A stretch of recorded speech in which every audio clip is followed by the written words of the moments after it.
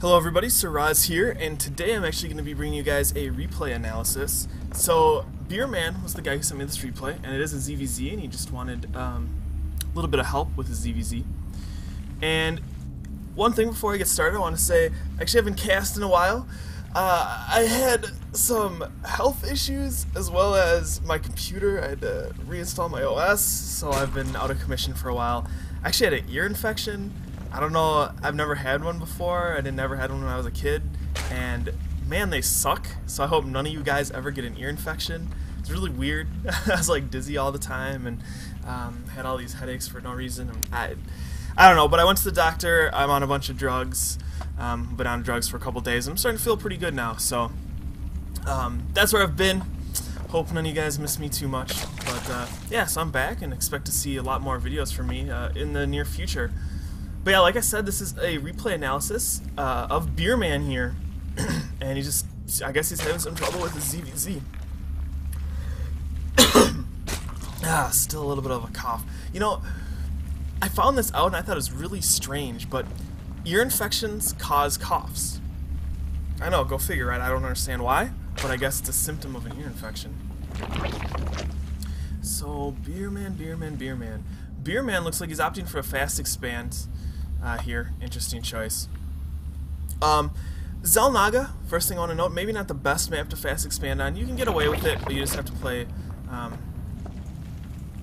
kind of differently on this map. You have to. I mean, it's really not easy to defend with any sort of early spines or anything. So I really think you need early roaches, and even then, though, it's a hard map to do this fast expand on. So I won't suggest Xel'Naga for a fast expand. You can probably get away with it, especially if you're in a lower league, but it's not the easiest thing to do. I mean, yeah, players like Rhett do fast expand on this map, but Rhett's also insanely good. So, but yeah, so far this build looks pretty solid. Maybe getting a little too high in the drone count. You usually want to get to about 15 when your pool's building, and then build that Overlord. So this is not going to allow Beerman to save up any larva, and this is so important. If you go for a fast expand, you need to save up that larva, because here's why.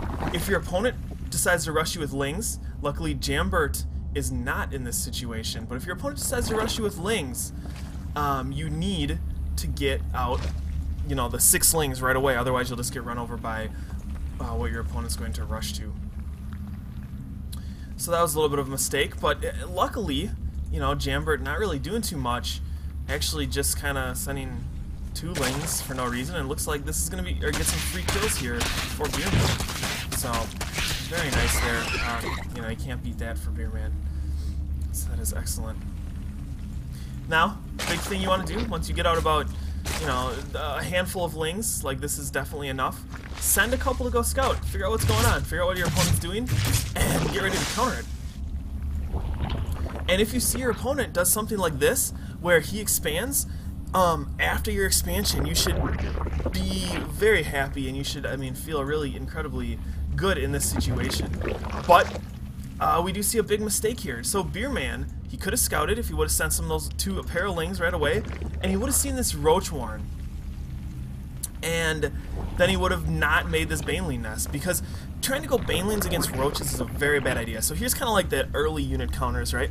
So roaches, like roach ling beats baneling builds, right? Or roach builds beat baneling builds. Baneling builds beat ling builds, and in general, ling builds actually do pretty well against roach builds early on. So ling builds, the reason they're good against roach builds is before the roaches get a critical number, and before they get that +1 attack upgrade, which is very key for roaches, lings do really well against them. They're at least cost effective as long as you don't fight in like a choke. So obviously you don't want to run your lings to try and break some roaches that are sitting like on a ramp or something. But other than that, usually in a good position. So I think that was a bit of a mistake. Also, why morph banelings here? It just doesn't make any sense at this point. And this is also really odd. Jabberman just decides to build or Jabert, Jarbert, Jambert, Jambert is his name, just decides to build a ton of random lings. It's just such an odd response. He built that roach horn, here comes the roaches. And, okay, I don't even know. Beer Man, you know, I said this is a bad idea, but I guess those banelings seem to work out really well for Beer Man. Wow, I ate my own words, even though it makes no sense. I'm kind of confused here, but alright. But I really think you need to have a scout, and that's, you should have been able to get some lings in here already, and you just haven't. Also, no ling speed, big mistake here. I mean, I don't understand. And also, spore crawlers.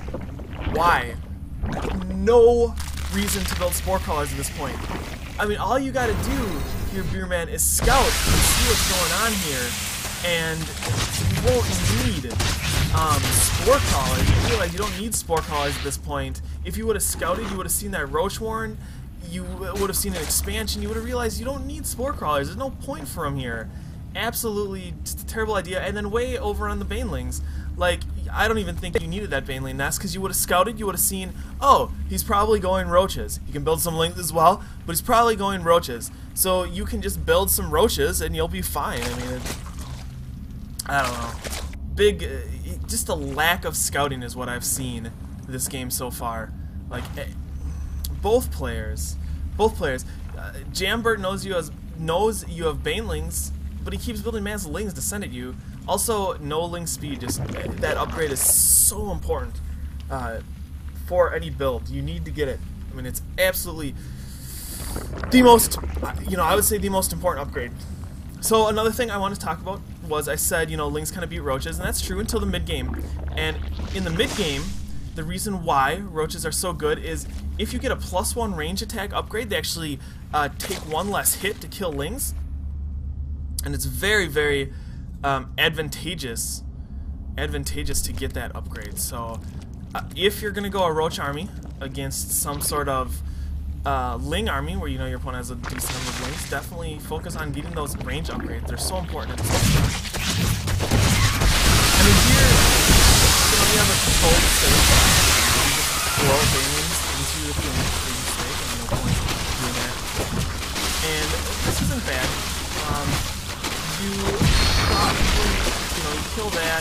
You probably came out even with your roaches here, but I think overall you probably have lost more units, yeah. So at this point you continue to build banelings and lings. Why? There's absolutely no point in doing this. Mid-game, you just want a huge roach ball. It is way more effective than banelings and lings mid-game. You can keep a little ling force mid-game. It's okay. You can try and do some counterattacks, ling counterattacks, whatever. But in general, just building roaches, you will have much more success with it. You'll be able to use your larva better. Like, roaches cost more than lings, so you can spend your money a little bit better. And it's just a much more solid composition. You can get upgrades that, you know, only benefit roaches here. And with roach speed, roaches are almost as mobile as lings. So, I mean, really no reason to mix in banelings or anything else. I just go mass roaches, because once you get a big ball of roaches, they counter lings, they counter banelings, and they do good against roaches, which is everything that the mid-game is about. So I really just think that's a big mistake, trying to mix too much into your army. I mean, yeah, there are some uses, but not much. Like, you could maybe hide a couple lings or banelings back here and counterattack, like I said. But in general, not a big deal. And also, what is with these spore crawlers, man? I don't understand. As soon as you hit lair, you should immediately get a overseer and be constantly scouting your opponent's base. Make sure he's not doing any sort of tech switch, and it just saves you the money of these spore crawlers. I mean, it's the little things that you work on that really can improve your gameplay. Like, yeah, this makes you safe against air, right? But they cost, I mean, spore crawlers cost a lot. It's a drone and 75 minerals. I mean, that's like 2.5 drones. I mean, that definitely adds up over time. Or that gives you even, you know, allows you to get even more roaches and stuff. So I don't know, I think That's a big mistake here. So you are moving out here, though, and looks like you're going to be in a pretty good position. And why is this guy getting carapace upgrades? So weird. But I think your army is looking pretty solid here. We'll have to see how it does against your opponent's army. As long as you control it well, I think you should be in a good position here. And, well, I don't know. Okay, so you're probably going to fight against these spies. But what's the easiest to do here? What's how you do against them? Looks like you feel like you probably will for a long time in my opinion. So, even with some of your mistakes, I think you're in a solid position. I think you're going to win. So that's what it is. But you could have won so much easier. I mean, I don't know. It's just completely disregarded scouting this entire game. You really made some really bad decisions that you're lucky your opponent did not choose to capitalize on. That's what I'm trying to say here. And you keep building random banelings and banelings like against roaches. Why? There's absolutely no reason to go banelings here. So I don't. I really don't understand. I don't. All right, so this game, I don't even know what to say about it. Actually, I do. I do know exactly what to say about it. Two things in this game. Why the fucking banelings? It makes no sense. It makes absolutely no sense. I mean, just think about it. Think about it. What in this situation is the advantage of just mixing random banelings into your army? They die to roaches, and they cost a lot of gas. I don't see either one of those as a pro. So banelings don't do it mid game. Just go roach, hydra, roach infester, something like that. 2, scouting. Early link scouts, you need to do it. You absolutely need to do the early link scouts. With a couple early link scouts, you can save yourself from even building the baneling nest, which will allow you to get upgrades faster, a couple roaches faster, whatever. Because if you see them go roaches, you don't want to go the baneling nest. Trust me on that. You did manage to win this game, right? But only because your opponent made worse mistakes than you did. Not because you made good decisions, but because your opponent made worse decisions than you did. I mean, and that's not how you want to win the game. Yeah, you can say, oh, well, that's how all games work, right? You win when your opponent makes worse decisions than you do. Yeah, but these are decisions that are way easy to fix. It's just...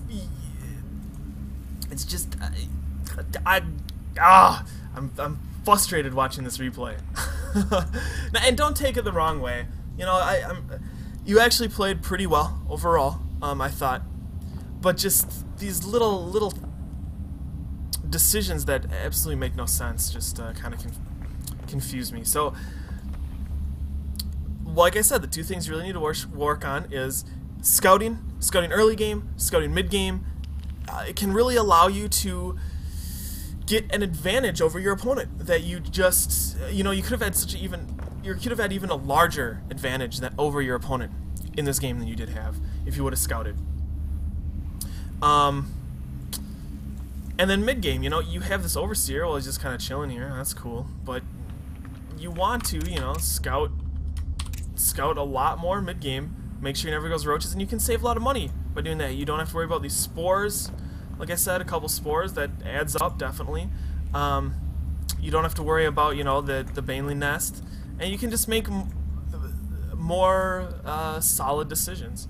Some things, though, I did really like is I think you expanded relatively aggressively. I think that's pretty good in this matchup. And you got the right upgrades, so you got... Okay, we'll touch on that as well. You got +1 range first. Actually, in general, you want to get +2 range over Carapace in this matchup if you're only going 1 evolution chamber. The reason being, your force is in general going to be roach-centric, right? So let's think about what these upgrades do. +1 adds +2 attack. +1 armor adds +1 armor, and it costs a lot more. So it seems to me, you know, I'd rather have +2 damage than -1 damage. It just makes more sense to do you know, more of the attack upgrades. And if you look, even level 2 missile attack costs as much as level 1 carapace. So why not get level 2 missile attack? And then also consider not all of your units are getting hit at the same time. So all of your units in general should be attacking if you have good positioning, right? So that means all your roaches are benefiting from this carapace in any engagement. Not in carapace. All your roaches are benefiting from the +1 range attack in any engagement, right? However, not all your units are benefiting from carapace at a time. Like sometimes a lot of your units won't be all be getting hit at the same time. So I mean, it doesn't give any benefit if the unit's not getting hit, right? And then also, if you choose to go Hydras are great damage dealers, and the +1 really benefits them as well. It gives, well, only +1 attack, right? But they have such a fast weapon speed, 0.83, compared to roaches, 2. You know, they attack like 2.5 times for each roach attack. That it really helps Hydras as well. So, just some thoughts on this replay. I hope really helps. You know, I think you have a lot of you played pretty well, honestly. Like, you know, I was kind of flustered about your unit composition. Okay, but in general, you played blah blah blah blah blah blah blah. All right, I can't talk, but generally you did play pretty well. And I think if you just to take your game to the next step, you need to think about what your opponent's doing and start working on reacting to it, instead of just going with a plan and just saying, I'm gonna do this plan no matter what happens in the game, right? So I'm just gonna make banelings mid-game, and then I'm gonna make some roaches and then hydras, and I'm gonna go banelings, roaches, hydras, and just keep going that all game. And your opponent could be going straight roach or something, and it's the banelings do nothing, which he did in this game. And granted, you still did win, but that's only because your economy was a ton better, and you cut your opponent droning. But I think just making some better unit decisions will really stabilize your ZVZ.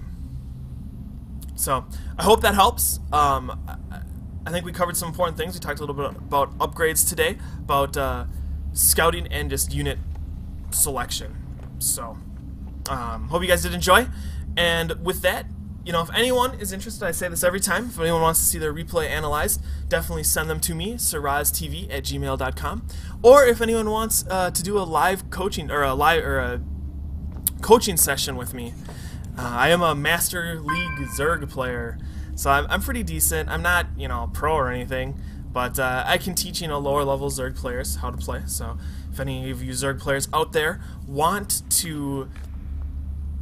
some coaching, let me know. Send me an email as well, siraztv@gmail.com. That's siraztv@gmail.com, and I'll get a hold of you and we can set up some time to do that.